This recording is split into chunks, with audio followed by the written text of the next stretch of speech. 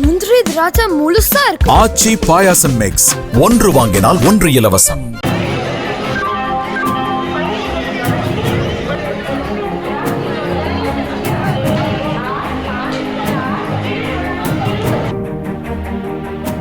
திருவண்ணாமலை அண்ணாமலையார் கோவிலில் ஆவணி மாத பௌர்ணமி கிரிவலத்தை முடித்துவிட்டு சொந்த ஊர்களுக்கு செல்ல அதிகாலை முதலே ரயில் நிலையத்தில் திரண்டனர். விழுப்புரத்தில் இருந்து காட்பாடி வழியாக திருப்பதிக்கு செல்லும் பயணிகள் ரயிலில் அவர்கள் முண்டியடித்துக் கொண்டு ஏறினர்.